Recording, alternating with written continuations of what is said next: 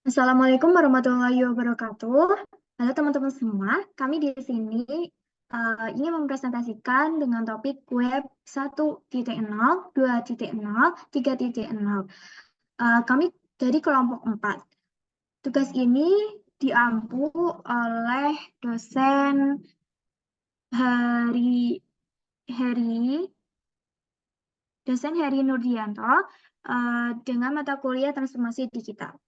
Langsung saja kita masuk ke topik pembahasan. Selamat menyaksikan. Untuk member kami, itu ada yang terdirikan dari Nasla Sakila Purnama, saya sendiri Indra Susaningrum, dan Anjani Chandrika.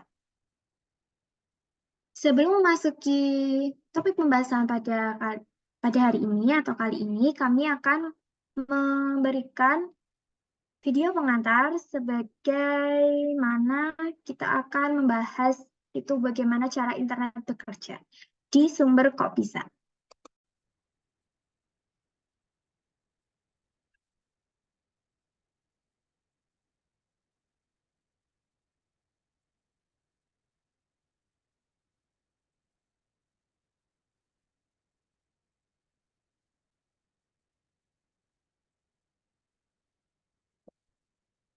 Internet, benda ajaib yang bikin kita bisa ngirim dan nerima foto, pesan singkat, suara, video, atau bahkan game yang ratusan giga ukurannya.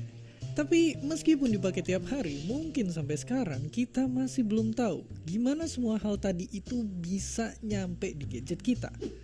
Apakah mereka melayang begitu aja? Gimana bentuk internet sebenarnya? Dan gimana caranya internet sendiri itu bisa bekerja?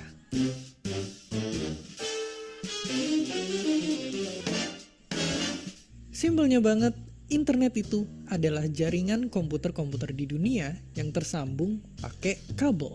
Sama kayak kita waktu ngirim surat ke sahabat pena, setiap data yang kita kirim ataupun terima, mau pakai HP, laptop, atau di TV pinter kita, pasti butuh alamat, penyedia jasa internet, kabel-kabel super ribet, dan pusat data yang nyimpenin apa aja yang kita butuhin. Misalnya, setiap kali kita ngirim video kucing lucu ke grup keluarga, gadget kita bakal mecah datanya jadi kecil-kecil. Ngubah itu ke kode, lalu dikirim ke penyedia layanan internet yang disambungin pakai alat penghubung alias router. Lalu kode itu ngelewatin ke router-router lain sampai akhirnya nyampe di server yang dituju. Dan balik lagi ngelewatin semua proses tadi sampai akhirnya tiba ke gadget penerimanya. Kalau lihat penjelasan tadi, kita sekarang tahu bahwa ya, walaupun sering nonton YouTube dari HP, nyatanya seluruh internet kita itu ngegunain kabel. Dan fakta lebih gilanya lagi, semua koneksi internet kita sebenarnya disalurin lewat kabel-kabel super panjang jauh di dasar laut sana.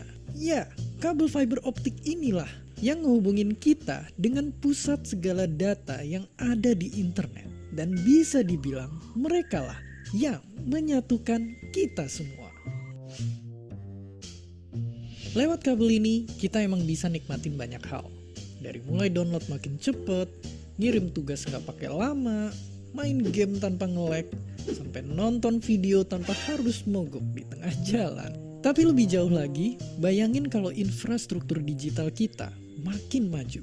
Kabel-kabel canggih bawah laut tadi bisa ngebantu pedagang online jualan barang atau jasanya bahkan sampai ke luar negeri.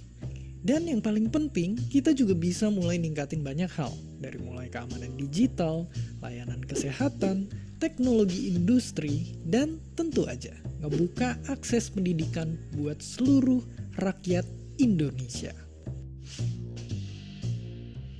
Tapi itu semua butuh satu hal.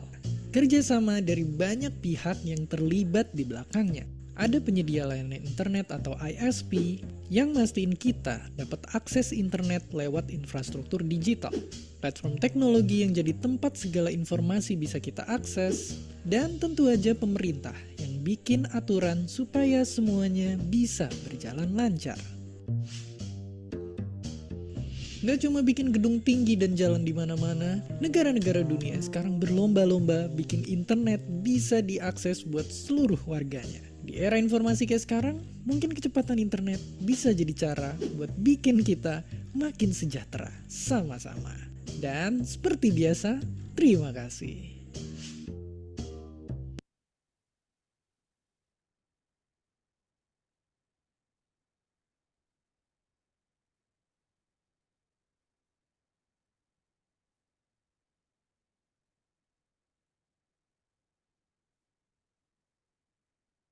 Jadi dari video yang tadi kami saksikan, kita bersama-sama saksikan bahwa bahasanya internet itu tuh menghubungkan seluruh yang ada di dunia. Jadi kita bisa berkomunikasi baik yang jauh gitu, jadi per detik gitu.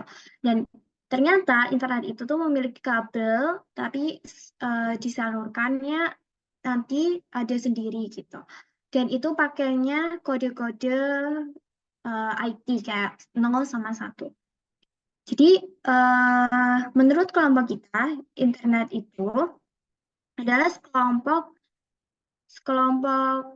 sekumpulan komputer dan jaringan dari berbagai perusahaan dan berbagai macam jaringan komputer atau sistem operasi yang terhubung untuk berkomunikasi, berbagi, dan bertukar informasi.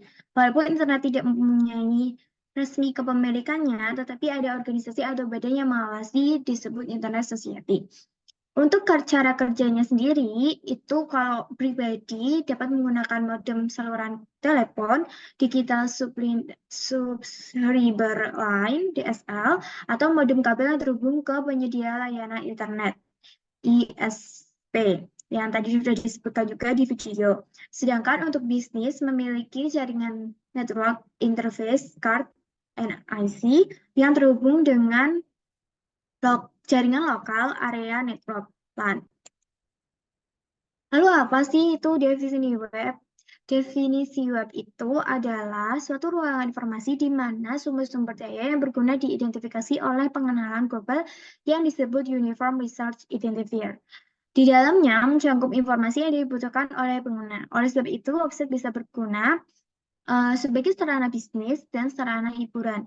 Contohnya seperti Google, web Facebook, YouTube, Twitter, Shopee, Tokopedia, dan lain sebagainya. Terus apa sih manfaatnya? Manfaatnya itu sebagai sarana sumber informasi, sumber promosi, tampil profesional, meningkatkan bisnis, sarana menuangkan ide, gagasan, portofolio, atau bahkan untuk sekedar cerita saja di media-media.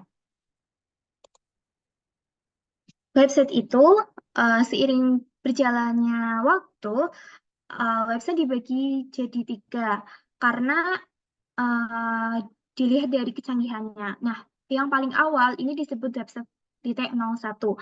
Website titik 01 itu merupakan web generasi pertama yang menjadi revolusi baru di dunia internet karena telah mengubah cara kerja dunia industri dan media. Pada dasarnya, website yang dibangun pada generasi pertama ini secara umum dikembangkan untuk pengaksesan informasi dan memiliki sifat yang sedikit interaktif. Karakteristiknya itu ada halaman web yang statis atau hanya berfungsi untuk menampilkan, masih didesain dengan HTML murni yang hanya memungkinkan orang untuk melihat tanpa adanya interaksi. Lalu ada menyediakan sejenis buku tamu online, tapi tidak ada interaksi intens. Ada juga yang terakhir itu masih menggunakan form-form yang dikirim melalui email, sehingga komunikasi biasanya itu satu arah. Untuk selanjutnya, slide ini akan dibacakan oleh rekan saya. Baik, terima kasih moderator atas kesempatannya. Pada kesempatan kali ini saya akan mempresentasikan mengenai Web 2.0. Apa sih Web 2.0 itu? Jadi Web 2.0 ini adalah generasi kedua dari internet yang berfokus pada partisipasi dan kolaborasi dari pengguna. Nah, istilah ini pertama kali dicetuskan oleh Darcy Dinucci pada tahun 1969 dan dipopulerkan lagi oleh tim O'Reilly dan Dale Dougherty pada tahun 2004. Nah, untuk ciri-ciri utama dari Web 2.0 ini ada 4, diantaranya bersifat interaktif, lalu dinamis, lalu sosial dan partisipatif, dan yang terakhir ini Web 2.0 ini berbasis platform. Next slide.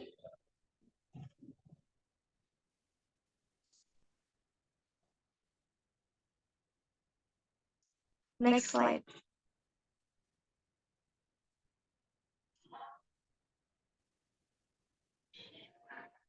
Oke, sebelumnya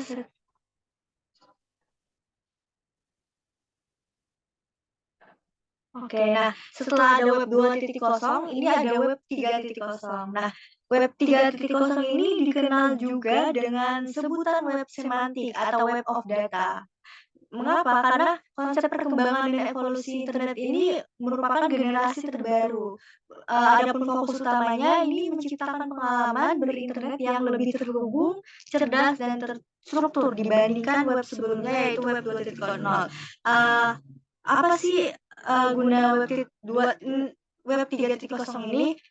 Jadi web 3.0 ini didesain untuk yang pertama, menghubungkan data secara terdesentralisasi. Lalu yang kedua, memberikan pengalaman pengguna yang lebih cerdas. Lalu yang terakhir, web 3.0 ini didesain untuk membangun struktur data yang lebih terorganisir.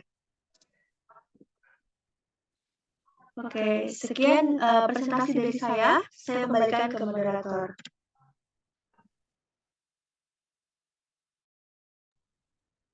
Selanjutnya, slide ini akan dibacakan oleh Anjani Chandrika. Silakan Mbak Anjani. Selanjutnya ada perbedaan versi web 1.0, 2.0, dan 3.0. Yang pertama, 1.0 adalah ini belum diganti.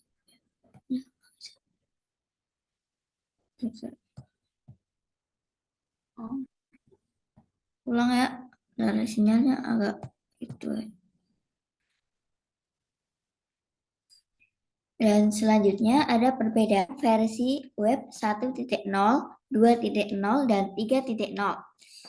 Perbedaannya adalah 1.0 adalah konten web dibuat oleh sedikit orang.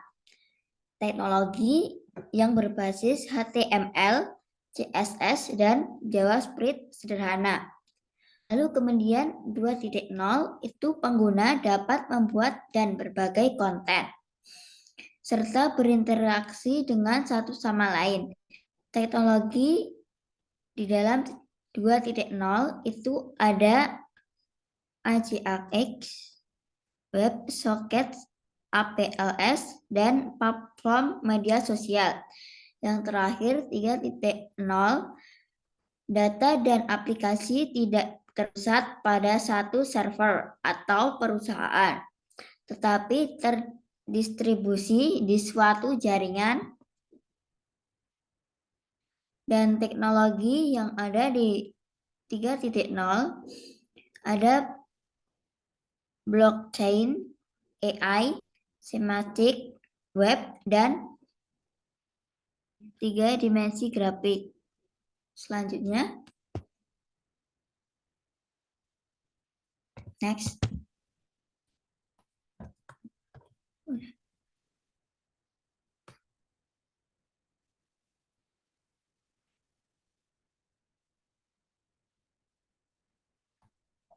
Selanjutnya ada kesimpulan. Kesimpulan dari presentasi kami adalah situs web yang dirancang dan diimplementasikan dengan baik membutuhkan keterampilan dan peran untuk membangunnya. Maka dapat disimpulkan bahwa web 1.0 adalah internet versi awal, di mana web hanya digunakan untuk membaca informasi.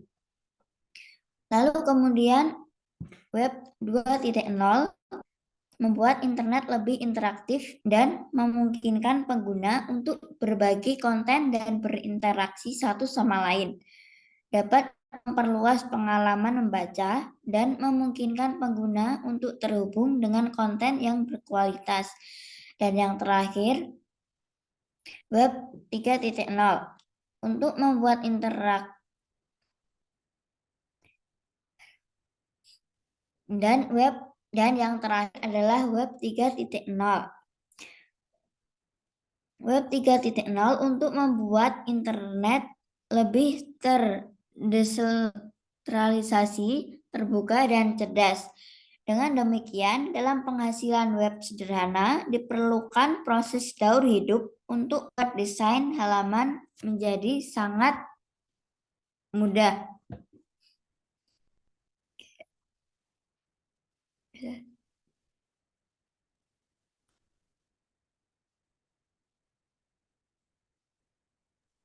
Terima kasih atas rekan-rekan saya yang telah membacakan atau mendiskusikan materi ini dengan baik.